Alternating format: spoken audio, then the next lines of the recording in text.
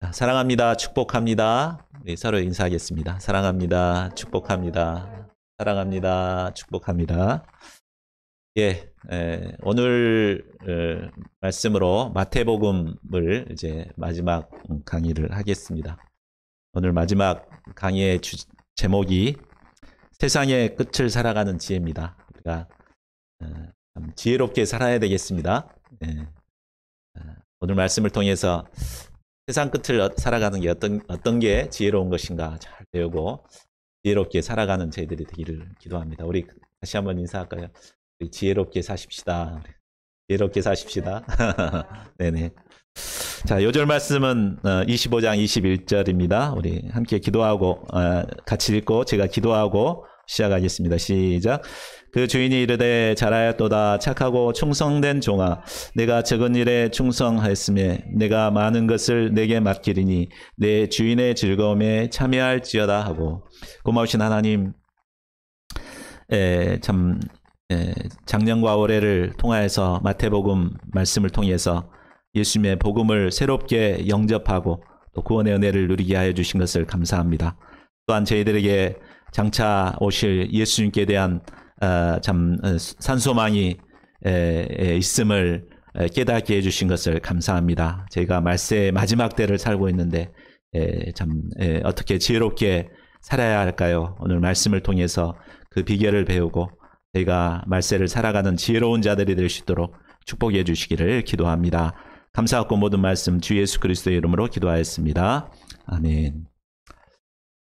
지난주 저는 광주를 갔다가 도로에서 많은 시간을 허비했습니다. 그 이유는 광주 지하철 2호선 공사를 하고 있었기 때문입니다.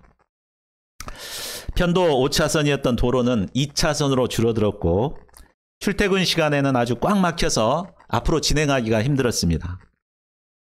이런 불편함을 착공해서 완공 때까지 무려 5년 동안이나 감수해야 한다고 합니다.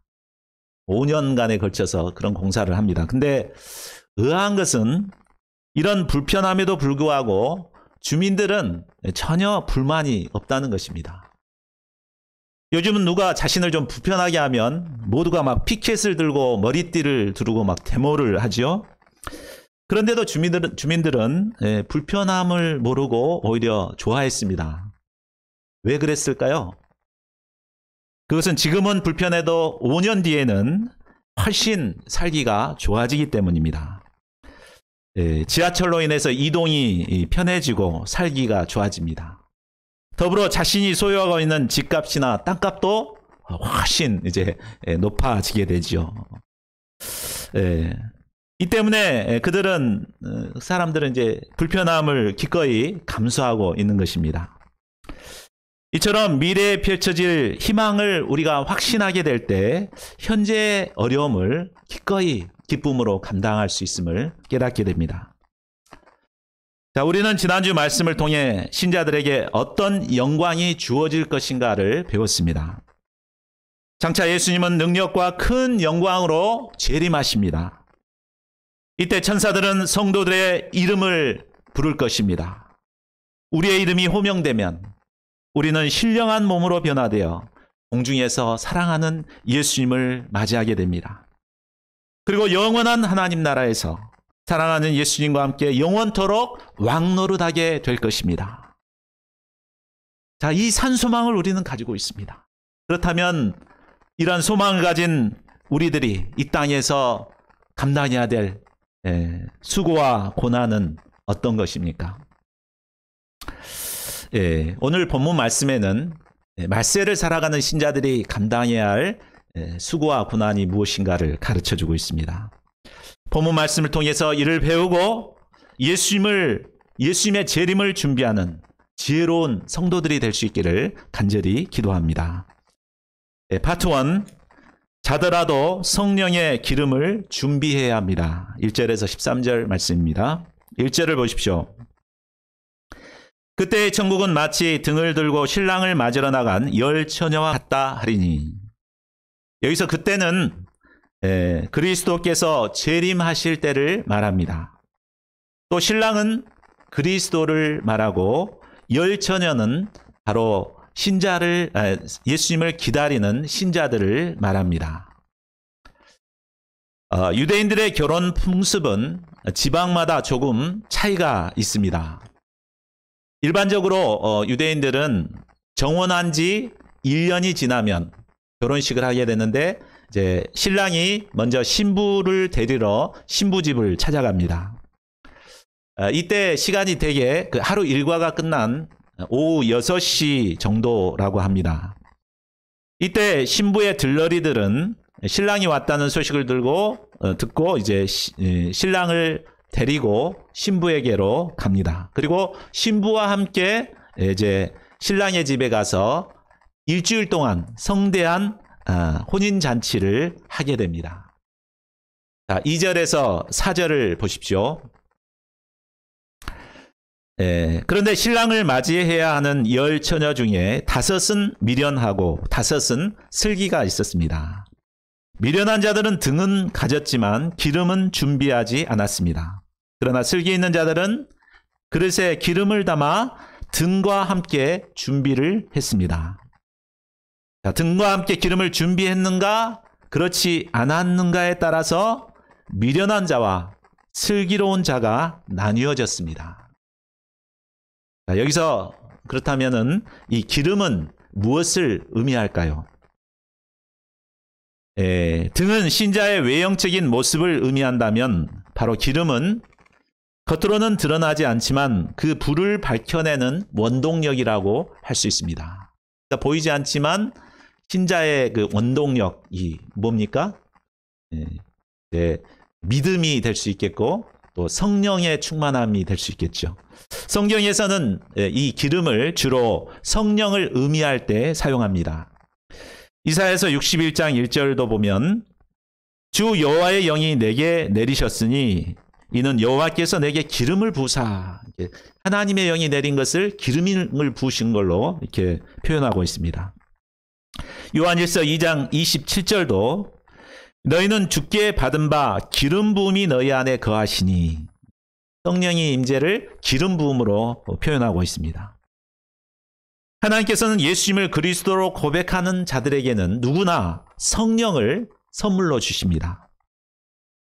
그런데 여기서 기름을 준비한 자들이란 그저 성령을 가지고만 있는 자들을 말하는 것은 아닙니다. 날마다 성령의 충만함을 받고 성령의 인도하심을 받아 살아가는 자를 말합니다. 이들은 늘 깨어 기도하고 말씀에 순종하며 하나님을 기쁘시게 하고자 애를 씁니다. 반면 기름을 준비하지 않는 자들은 겉으로는 신앙생활을 막 열심히 하는 것 같지만 진실한 믿음이 없고 그저 형식적인 신앙생활만 하게 됩니다. 자, 이와 같이 교회 안에는 두 부류의 신자들이 있습니다. 슬기 있는 처녀들처럼 성령의 충만함을 받아서 살아가는 참 신앙인들이 있습니다. 반면에 교회 출석은 하지만 교회를 떠나가면 세상 사람들과 별 다른 바 없이 그저 이름만 신자로 살아가는 신자들이 있습니다. 유명 기독 저술가인 브레넌 패닝이라는 분이 이런 말을 했습니다. 이 세상에서 무신론을 부추기는 가장 큰 요인은 입으로는 예수님을 고백하고 문 밖에 나가 삶으로는 그분을 부인하는 그리스도인들이다. 참 충격적인 얘기죠. 이 세상이 이렇게 된 이유는 바로 형식적인 신앙생활하는 그리스도인 때문이다. 이 말이에요. 믿지 않는 세상 사람들은 이런 사실에 그저 놀라워할 뿐이다. 자, 여러분은 과연 어떤 신앙인입니까? 자, 5절을 보십시오. 보통의 신랑은 초저녁에 신부의 집에 도착을 했습니다. 그런데 이 신랑은 7시, 8시, 9시, 10시가 돼도 오지 않았습니다. 자정이 지나도 오지 않았습니다. 기다려도 오지 않게 되자 여인들은 졸음을 이기지 못해 마침내 잠이 들었습니다. 여기서 신랑이 지체한 것은 그리스도의 재림이 생각보다 지체된다는 것을 의미합니다. 또 10처녀가 모두 졸다가 잔 것은 인간의 연약함을 말해줍니다. 성령의 충만함으로 준비된 자들도 연약하기 때문에 잠을 잘 수 있습니다. 자, 여기까지는 슬기로운 자나 미련한 자나 별로 차이가 없습니다. 그러나 신랑이 찾아올 때 그 차이가 드러나게 됩니다. 6절을 보십시오. 깊은 밤중이 되었을 때 갑자기 어디선가 소리가 들렸습니다. 보라, 신랑이로다, 맞으러 나오라. 모두가 잠든 한밤중에 신랑이 찾아왔습니다. 이는 죄악의 밤이 깊어갈 때 예수님께서 재림하실 것을 의미합니다. 예수님은 도둑이 오는 것처럼 아무도 예기치 않을 때 오실 것입니다. 자, 그러면 신랑을 맞이해야 할 열 처녀들은 각각 어떻게 했습니까? 자, 7절에서 9절을 보십시오. 처녀들은 일제히 일어나 자신이 준비한 등을 밝히고 신랑을 맞으러 나갔습니다. 그런데 이때 기름이 다 떨어져 등불이 가물가물 꺼져가고 있었습니다. 슬기 있는 자들은 즉시 준비한 기름으로 등불을 밝혔습니다. 그러나 미련한 처녀들은 그제야 슬기 있는 자들에게 기름을 좀 나누어 달라고 요청합니다. 그러나 슬기 있는 자들이 가진 기름은 그들이 쓰기에도 부족했습니다. 같이 쓰기에 부족했습니다. 혹시 파는 자들이 있다면 그들에게 사라고 했습니다. 자, 이것을 보면 마지막 때의 기름은 아무리 친한 친구나 가족까지라도 빌려줄 수 없다는 것을 보게 됩니다. 아무리 자신이 아주 훌륭한 큰 교회에 다닌다고 해도, 또 부모님이 신앙이 아주 깊은 이런 부모님을 두었다 하더라도 마지막 때에 그 기름을 빌려올 수가 없는 것입니다. 장차 예수님은 각자가 가진 그 믿음의 분량대로 성령의 충만한가 아닌가에 기초하여서 심판하실 것입니다. 10절을 보십시오. 미련한 처녀들은 그제야 기름을 사러 달려갔습니다. 그런데 그들이 살아간 동안에 신랑은 도착을 했고 기름을 준비하고 있던 슬기로운 5 처녀들만 신랑과 함께 혼인잔치에 참여하게 되었습니다. 그리고 혼인잔치집 문은 굳게 닫혀버렸습니다. 슬기로운 5 처녀들은 신랑 대신 예수님과 함께 혼인잔치의 즐거움에 참여하게 되었습니다. 이 혼인잔치는 모든 성도들이 소망하는 천국잔치입니다. 이 잔치는 구원의 잔치요, 생명의 잔치입니다. 신자라면 반드시 참여해야만 하는 구원의 천국잔치입니다. 그러나 안타깝게 기름을 준비하지 못한 미련한 처녀들은 그 잔치에 들어갈 수가 없었습니다.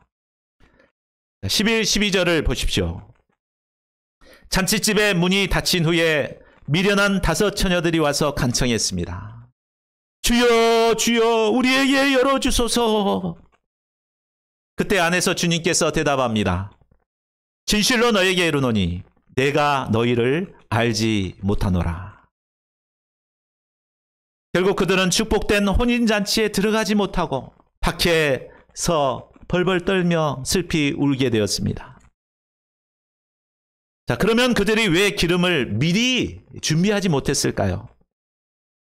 아마 그들은 신랑이 빨리 올 것이라고 생각하고 준비하지 못했을 것입니다. 그런데 밤이 늦도록 신랑은 좀처럼 오지 않았습니다. 생각했던 것보다 신랑이 늦게 오게 되면 그때라도 기름을 준비해 두어야 했습니다. 그러나 앉아서 기다리다 보니 눕고 싶어졌습니다. 또 누워있다 보니 잠이 왔습니다.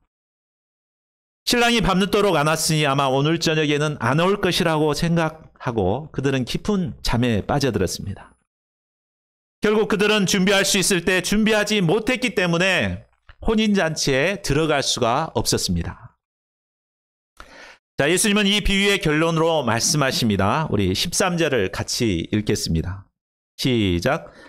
그런즉 깨어 있으라. 너희는 그 날과 그 때를 알지 못하느니라. 우리는 아무도 재림의 날을 알지 못합니다.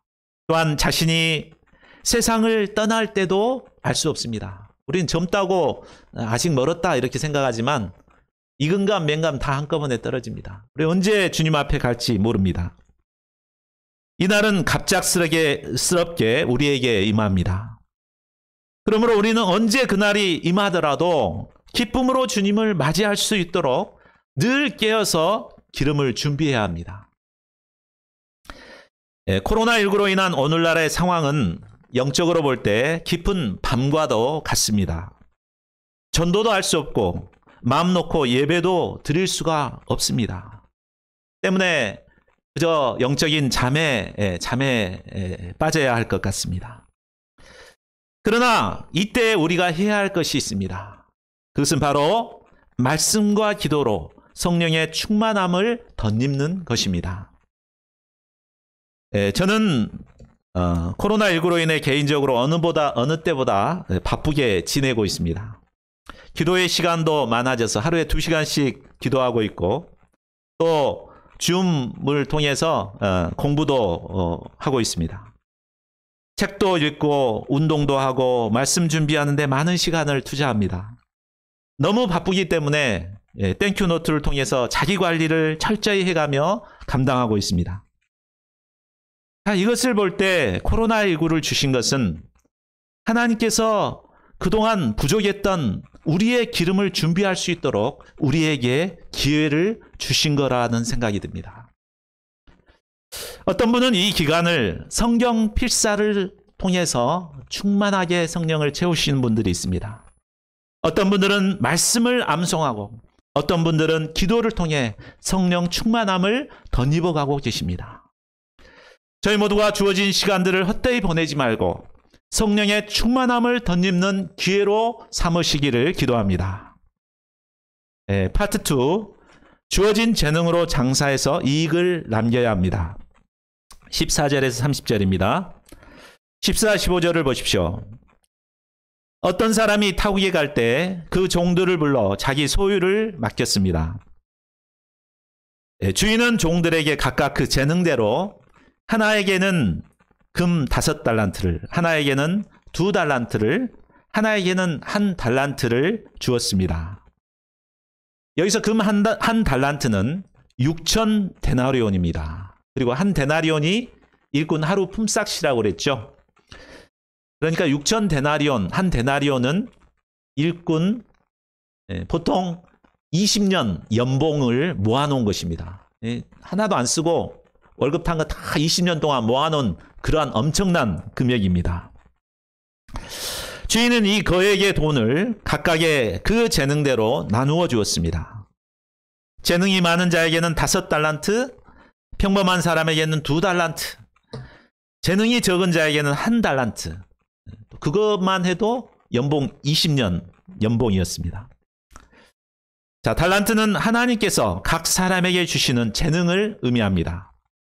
재능이 많은 사람이 있고 적은 사람이 있습니다. 그런데 재능이 없는 사람은 없습니다.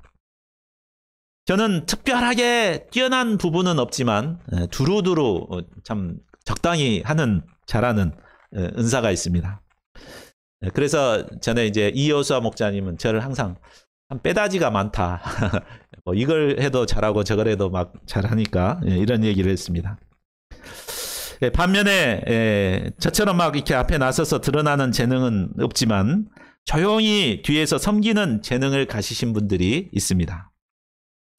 우리 최베드로 목사님은 유머를 잘 구사하셔서 말 한마디로 분위기를 밝게 하는 그런 은사가 있으십니다. 저는 참 그게 부럽습니다. 저는 굉장히 딱딱해가지고 참 분위기를 아주 무겁게 만드는 은사가 있는데, 자, 누가복음 19장 13절을 보면 주인은 이것을 종들에게 나누어 주면서 내가 올 때까지 장사하라고 명령했습니다. 가장 적게 받은 자도 20년 연봉을 받았기 때문에 장사하기는 충분한 금액이었습니다. 주인이 그 재능대로 각자의 능력에 맞게 달란트를 주셨습니다. 때문에 그들은 서로 비교하지 말고 자신이 받은 달란트로 열심히 장사를 해야 했습니다. 자, 그러면 달란트를 받은 종들은 어떻게 했습니까? 우리 16절에서 18절을 보십시오. 5달란트 받은 자는 바로 가서 그것으로 장사해서 5달란트를 남겼습니다. 2달란트 받은 자도 그와 같이 해서 2달란트를 남겼습니다. 그러나 1달란트 받은 자는 가서 땅을 파고 주인의 돈을 감추어 두었습니다. 19절을 보십시오. 오랜 후에 그 종들의 주인이 돌아와 그들과 결산할세. 여기서 오랜 후란 장사하여 이익을 남길 수 있는 충분한 시간이 지난 후를 가리킵니다. 또 오랜 시간이 지났지만 주인은 반드시 돌아와 종들과 결산을 했습니다. 연말 결산을 하게 되면 1년간의 실적이 다 드러나게 됩니다. 이처럼 인생의 마지막 결산을 해보면 그 사람이 일생 동안 어떻게 살았는가가 분명하게 드러나게 됩니다. 그런데 연말 결산은 다음에 얼마든지 만회할 기회가 있습니다. 그러나 인생의 결산은 만회할 기회가 없습니다. 내가 왜 이렇게 살았던 거 후회해봤자 회복할 기회가 주어지지 않습니다. 고린도후서 5장 10절은 장차 예수님께서 우리에게 우리 인생의 결산을 어떻게 하실 것인가 말해주고 있습니다. 우리 같이 한번 읽어보겠습니다. 시작. 이는 우리가 다 반드시 그리스도의 심판대 앞에 나타나게 되어 각각 선악간에 그 몸으로 행한 것을 따라 받으려 함이라. 자, 우리는 때가 되면 누구나 자신의 인생의 결산서를 들고 그리스도의 심판대 앞에 서야 합니다. 누가 같이 가주지 않습니다. 목자님이 따라가거나 이지 않고 각자 자기 인생의 결산서를 들고 그리스도 앞에 딱 이렇게 서게 됩니다. 여기서 다 반드시라는 말은 한 사람도 예외가 없다는 말입니다. 나는 뭐 UBF 다녔으니까 봐주겠지. 우리 부모님 신앙심이 깊으니까 봐주겠지. 뭐 이게 통하지가 않습니다. 자, 이런 인생의 결산이 있음을 알 때 우리는 인생을 함부로 살 수가 없습니다. 두렵고 떨림으로 자신이 받은 달란트로 열심히 장사를 하게 됩니다. 20절을 보십시오. 종들은 주인에게 차례로 나와서 보고했습니다. 첫째 종이 자랑스럽게 말합니다. 주인이여, 내게 5달란트를 주셨는데 자 보소서, 내가 또 5달란트를 남겼나이다. 아주 자랑스럽게 얘기를 했습니다. 이에 주인은 심히 기뻐하고 그 종을 칭찬했습니다. 우리 21절을 같이 읽어보겠습니다. 시작. 잘하였도다 착하고 충성된 종아, 내가 적은 일에 충성하였음에 내가 많은 것을 내게 맡기리니 내 주인의 즐거움에 참여할지어다. 종이 받은 가장 큰 상급은 바로 주인의 인정과 칭찬이었습니다. 주인은 자신이 준 달란트로 열심히 장사하여 유익을 남긴 자를 기뻐하시면서 잘하였도다 착하고 충성된 종아 하며 칭찬해 주었습니다. 그리고 더 많은 것을 그에게 맡기십니다. 이를 볼 때 주인이 장사하라고 한 것은 주인이 이익을 얻기 위해서가 아니었습니다. 종들에게 더 큰 것을 주시기 위해서 장사하라고 한 것입니다. 그들은 무엇보다 주인의 즐거움에 참여하는 놀라운 축복을 얻게 되었습니다. 주인의 즐거움에 참여한다는 것은 이제 종의 신분에서 벗어나 주인과 함께하는, 주인과 버금가는 신분을 받게 되었다는 말입니다. 5달란트로 5달란트를 이익을 남긴 종은 주인과 동등한 자가 되어서 주인과 함께 영원토록 즐거움에 참여하는 영광을 누리게 되었습니다. 22, 23절을 보십시오. 둘째 종도 주인에게 2달란트를 남겼다고 보고했습니다. 두 번째 종이 남긴 것은 첫 번째 종에 비해서 절반도 안 됐습니다. 5달란트 남겼는데 2달란트밖에 못 남겼습니다. 그러나 주인은 첫 번째 종과 똑같이 칭찬해 줍니다. 하나님의 평가는 상대평가가 아니라 바로 절대평가입니다. 우리가 가진 달란트로 열심히 장사해서 이익을 남기기만 하면 하나님께서는 동일한 칭찬을 우리에게 해주십니다. 자, 그런데 셋째 종은 어떠했습니까? 24, 25절을 보십시오. 주인이여 당신은 굳은 사람이라 심지 않은 데서 거두고 해치지 않은 데서 모으는 줄을 내가 알았으므로 두려워하여 나가서 당신의 달란트를 땅에 감추어 두었었나이다. 자 보소서 당신의 것을 가지셨나이다. 자, 그의 문제가 무엇입니까? 그의 문제는 한마디로 주인을 잘못 오해하고 있는 것이었습니다. 그는 주인을 심지도 않고 추술하기를 바라고 타작도 안 했으면서 알곡을 거두려는 분으로 알고 있었습니다. 다시 말해 주인이 종들을 이용해서 부당이득을 취하고 자기 욕심만 챙기려는 아주 파렴치한 분이라고 생각했습니다. 바늘로 찔러도 피 한 방울 나오지 않을 사람으로 보았습니다. 이런 주인이 만일 자신이 장사를 좀 잘못해서 손해를 본다면 모두 배상하라고 할 것이 뻔했습니다. 그는 손해볼 것이 두려워서 그 귀한 달란트를 그저 땅속에 묻어두었습니다. 자, 신앙생활을 하는 사람 중에도 한 달란트를 받은 종처럼 하나님을 오해하는 사람들이 의외로 많습니다. 그들은 하나님을 자신이 가지고 있는 것을 빼앗으려고 하는 분이라고 오해하는 분들이 있습니다. 그래서 하나님께 헌금하라고 그러면 아니 내 것인데 이 귀중한 내 것을 어떻게 헌금을 해? 하나님께 좀 헌신하라고 시간 좀 드리라고 그러면 아이고 내 시간 뺏어가려고 그런다. 막 이렇게 생각해서 절대 헌신하려고 하지 않습니다. 그러나 결국 자신이 준 귀한 재능을 사용하지 않고 땅에 묻어던 종을 하나님께서는 어떻게 하실까요? 자, 26절을 보십시오. 주인은 그를 악하고 게으른 종이라고 책망했습니다. 그는 주인에게 귀한 달란트를 받았으면서도 주인을 나쁜 분으로 오해했습니다. 이것은 악한 것입니다. 또한 그는 주인을 위해서 아무것도 하지 않았습니다. 그것은 게으른 것입니다. 그는 귀한 시간을 남과 비교하여 자학하고 드러누워 헛생각만 했습니다.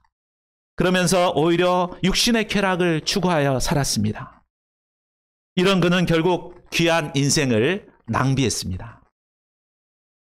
인생을 낭비하는 것은 하나님께서 보실 때 큰 죄입니다. 그가 한 달란트를 가져왔지만 그것은 본전이 아니라 기회의 손실로서 큰 손해였습니다.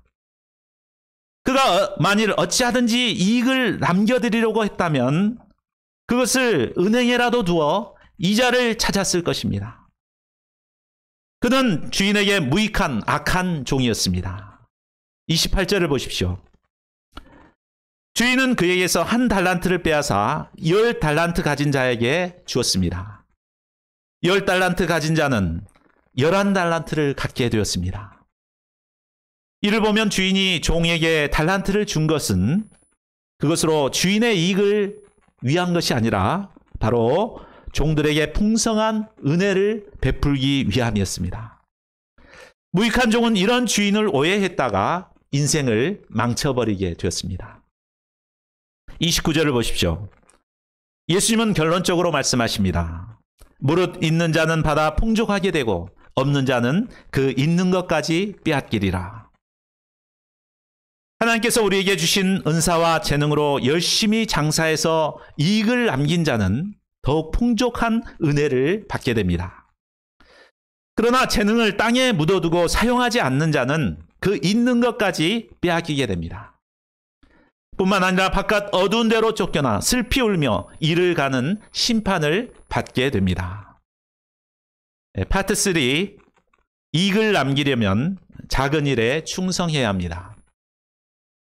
자, 앞서 우리는 예수님의 재림을 준비하는 신자가 어떤 자세로 해야 되는가 배웠습니다. 먼저는 예수님이 언제 오실지 모르기 때문에 잠을 자더라도 성령의 기름을 준비해야 합니다. 그 다음으로는 맡겨주신 재능으로 열심히 장사해서 이익을 남겨드려야 합니다. 자, 그렇다면 우리가 남겨야 할 이익은 구체적으로 어떤 것입니까? 또 우리가 어떻게 해야 이익을 남길 수 있을까요?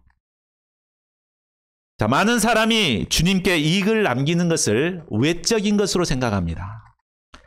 교인들의 숫자가 늘어나서 주일 예배가 막 늘어나고 교회 건물의 사이즈가 커지고 또 헌금이 많이 들어와야 이익을 남기는 것이라고 오해합니다. 요즘 그런데 이렇게 교회가 성장하기가 쉽습니까? 오히려 마이너스잖아요. 이 때문에 많은 목회자나 성도들이 깊은 패배의식에 젖어 있습니다. 요즘 우리 이다니엘 선교사님이 저한테 선물한 책이 있어서 그 책을 보고 있는데 그 책의 제목은 목회 성공은 없다입니다.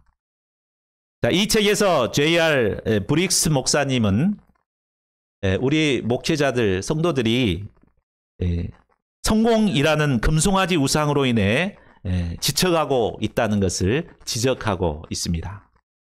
그리고 우리가 진정으로 남겨야 할 이익은 이런 외적인 성공이 아니다. 무엇인가? 바로 예수님과의 바른 관계성 속에서 맺어져가는 내적인 열매들이라고 가르쳐주고 있습니다. 성령의 충만함을 덧입어 성령의 9가지의 열매들을 주렁주렁 열매 맺는 것입니다.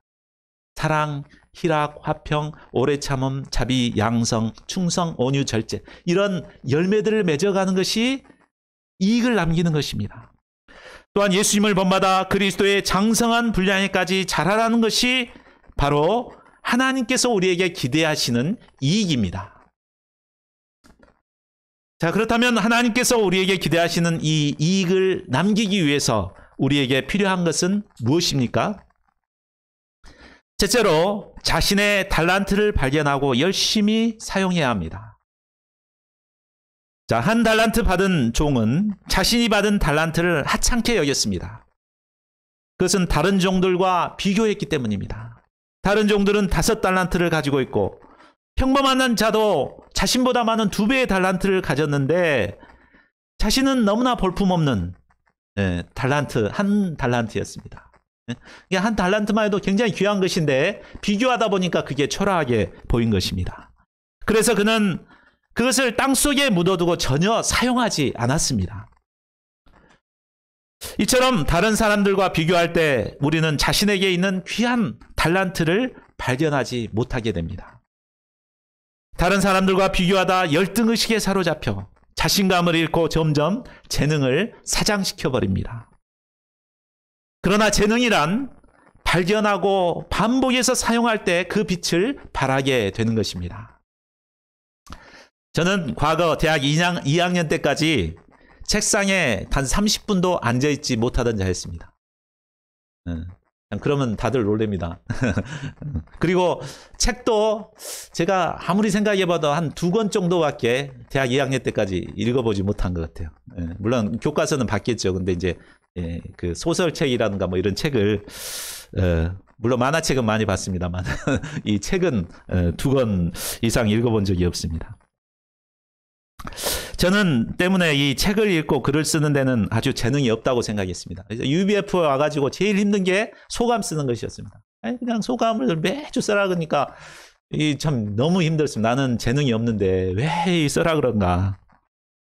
그런데 이제 목자 생활을 하게 되면서 이제 책을 읽어야 되고 또 계속 소감을 쓰고 이렇게 하다 보니까 내게 이런 글 쓰는 재능이 있다는 것을 서서히 발견하게 되었습니다. 그리고 계속해서 이 재능을 갈고 닦게 되니까 지금은 몇 시간 앉아서 열심히 글을 써도 전혀 피곤한지를 모르고 쓰고 있는 사람이 되었습니다. 자, 이처럼 재능이 없는 사람은 없습니다. 발견하지 못했기 때문입니다. 우리가 땅속에 묻어둔 재능을 발견하고 갈고 닦을 때 그 재능은 빛을 발하게 됩니다. 자, 젊은 청년의 시절에는 자신의 재능을 발견하고 키워나가는 귀한 시간입니다. 하나님께서 나에게 주신 달란트를 발견하고 발전시켜 나가는 저희 모두가 되시기를 기도합니다. 자, 둘째로 적은 일에 충성해야 합니다. 주인은 이익을 남긴 종들에게 적은 일에 충성했다고 칭찬했습니다. 그들이 이익을 남길 수 있었던 비결은 바로 작은 일에 충성한 것이었습니다. 장사를 잘하는 사람은 공통점이 있는데 바로 그것은 작은 일에 충성하는 것입니다. 자, 손흥민 선수를 보면은 그 사람이 처음부터 이렇게 훌륭한 선수가 됐습니까? 이런 선수가 되기까지 그는 기본적인 패스나 달리기, 슈팅 이것을 끊임없이 충성스럽게 훈련을 했습니다. 그러니까 이렇게 훌륭한 선수가 된 것이죠. 사람들은 적은 일은 아주 시시하게 생각하고 충성하지 않습니다. 그러면서 큰 일만 맡겨주면 나는 충성할 수 있다 이렇게 말합니다. 그러나 적은 일에 충성되지 못한 자는 큰 일에도 충성되지 못합니다.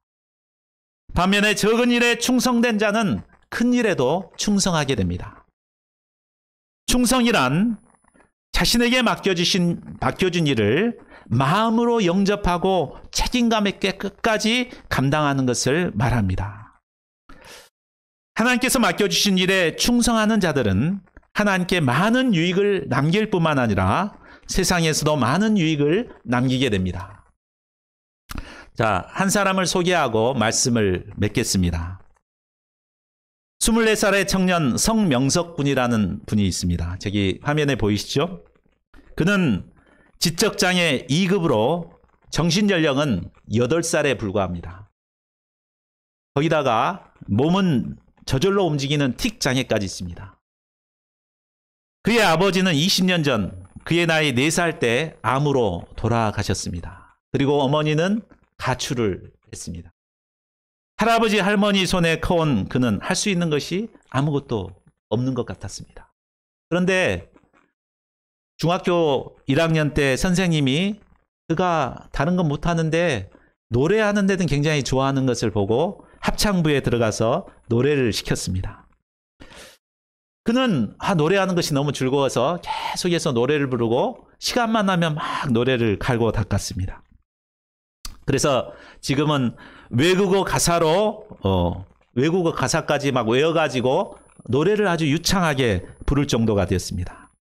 그는 전국 장애인 콩쿠르에서 1위를 수상하고 수많은 상도 받았습니다.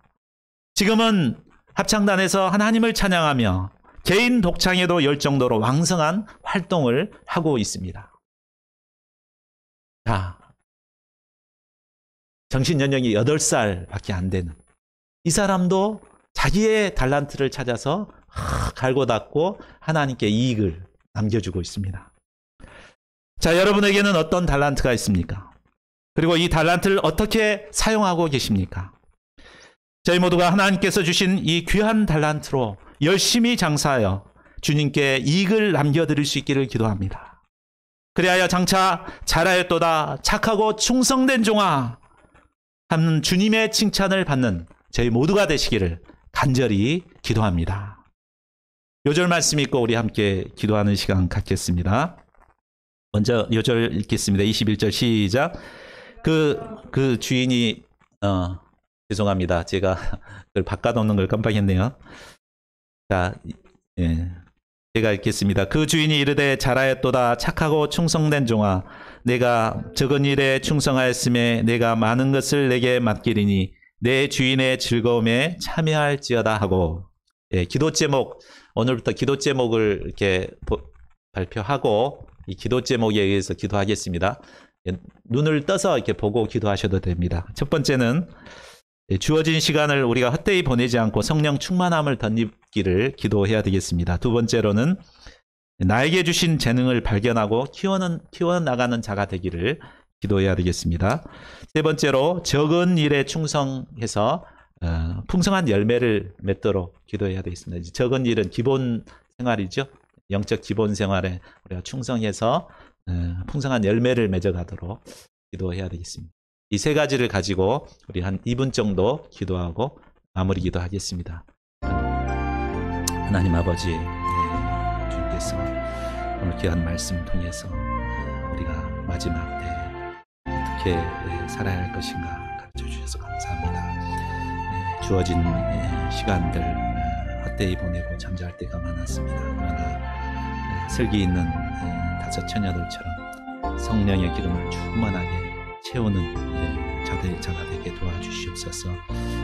말씀과 기도와 영적 생활을 통해서 성령의 충만함을 다니고 살아가는 저희가 되게 도와주시기를 기도합니다. 또 나에게 주신 재능이 무엇인가를 발견하고 키워나가는 자들이 되게 도와주시고 주님께 유익을 남겨드리는 자가 되게 도와주시옵소서. 이를 위해서는 먼저 작은 일에 충성해야 합니다.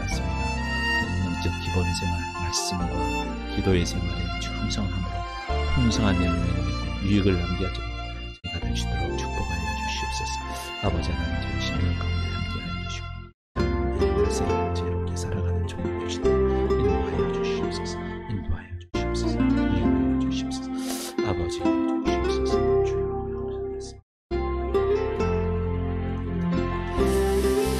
고마우신 하나님, 참 마지막 때 저희가 어떻게 사는 것이 지혜로운 삶인가 가르쳐 주셔서 감사합니다.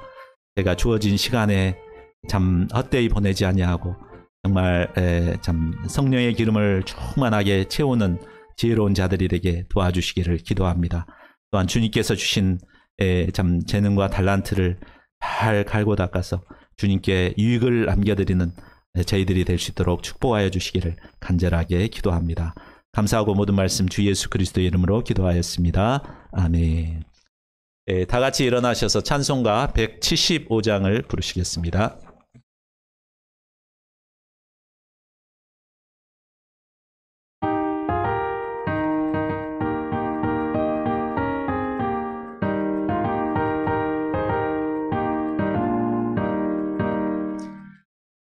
신랑 되신 예수께서 다시 오실 때 밝은 등불 들고 나갈 준비했느냐. 그날 밤에 주님 맞을 등불이 준비됐느냐. 예비하라 우리 신랑 예수 오실 때 밝은 등불 손에 들고 기쁨으로 주를 맞겠네. 주를 나와 맞으라는 소리 들릴 때 기뻐하며 주를 맞이할 수 있느냐. 그날 밤에 주님 맞을 등불이 준비됐느냐.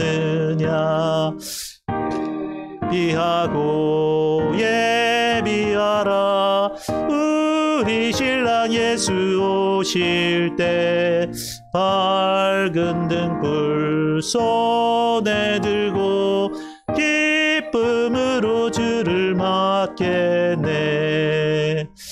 항상 깨어 기도하며 거룩한 길을 준비하지 않고 주를 맞지 못하리. 그날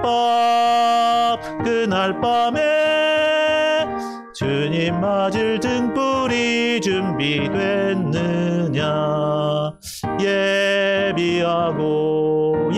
예비하라 우리 신랑 예수 오실 때 밝은 등불 손에 들고 기쁨으로 주를 맞겠네. 그날 밤에 영화로운 혼인잔치에 기뻐하며 할렐루야 찬송 부르리. 그날 밤에 주님 맞을 등불이 준비됐느냐. 예비하라 우리 신랑 예수 오실 때 밝은 등불 손에 들고 기쁨으로 주를 맞겠네. 기도하겠습니다. 하나님 아버지, 참 말세 지말의 때 참 저희가 어떻게 살아야 할 것인가 가르쳐 주셔서 감사를 드립니다. 저희가 참 영적인 안일에 빠져 있지 않게 도와주시고 슬기에 있는 다섯 처녀들처럼 또한 작은 일에 충성한 종들처럼 참 저희들에게 있는 은사와 재능들을 통하여서 주님께 큰 유익을 남겨드리는 자들이 되게 도와주시기를 간절하게 기도합니다. 받은 은혜 감사함으로 준비한 예물을 주님께서 주님께 드리게 하신 것을 감사합니다. 이 예물을 축사하시고 이 시대에 참 죽어가는 영혼들을 구원하는 역사에 귀하게 사용해 주시기를 기도합니다.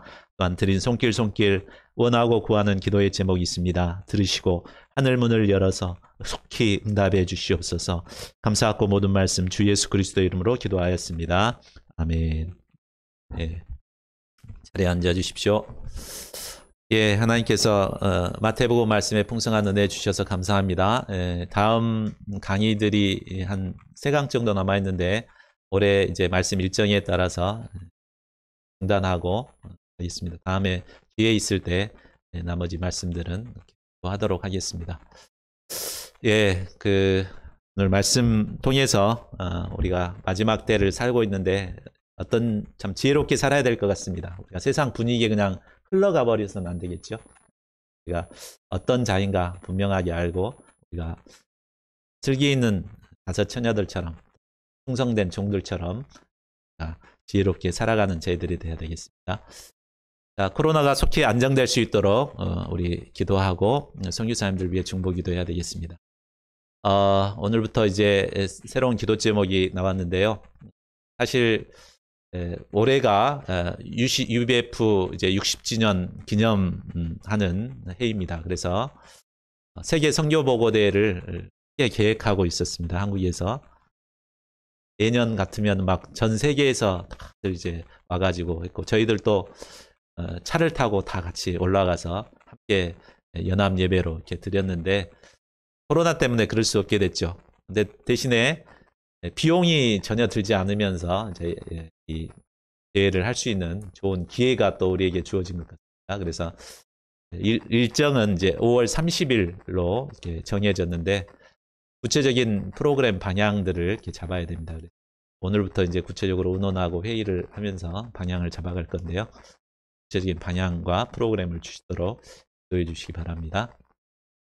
우리 지난주에 장우진 형제님 중보 기도를 했는데 하나님께서 응답을 해주셨습니다. 그래서 공익근무 판정을 받고 지금 군대에서 나와 있습니다. 실은 오늘 오려고 했었는데 못 오게 됐다고 에스더 목자님에게 문자가 왔더라고요. 하여튼 우리 우진 형제님은 다른 건 몰라도 이렇게 전도의 은사가 있죠. 그래서 재능을 막 발휘해서 막 데려왔는데 우진 형제가 오면은 이런 은사를 잘 발휘해서 빈자리들을 채워 넣을 수 있도록 하면 좋겠습니다. 예, 우리 이다니엘 선교사님이 오늘 저녁에 이제 순천에 오십니다. 그래서 센터 4층에 이제 귀가하시다가 10일 날 이제 이사를 합니다. 좋은 날씨 주시고 혹시 이제 시간 나신 분들은 이제 이사할 때 도와주시면. 설 연휴가 이제 이번 주에 있죠. 우리가 비대면의 시대이지만 왜 찾아가고 고향 방문하게 되는데 우리가 이제 좋은 영향력들을 잘 끼치고 왔으면 좋겠습니다. 그리고 이번 금요일 날은 소감 모임, 기도 모임은 가족과 함께 하는 걸로. 예, 이상입니다. 다음 주부터 디모데 후서 말씀 들어가겠습니다. 다 같이 일어나셔서 주기도문 찬양 부르시고 축도로 예배를 마치겠습니다.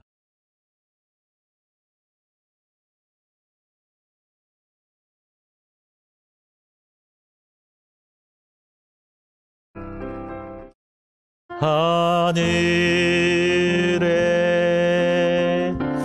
계신 아버지 이름 거룩하사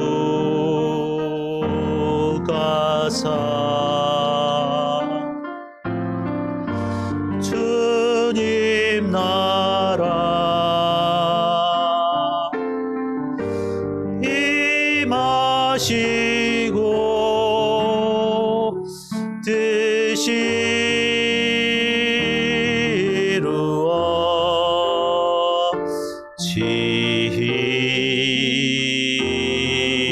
이루어지이다. 일용할 양식 주시옵소서. 마시고 우리들의 큰 죄 다 용서하옵시고 또 시험에 들게 마시고 악에서 구원하소서. 대개 주의 나라 주의 권세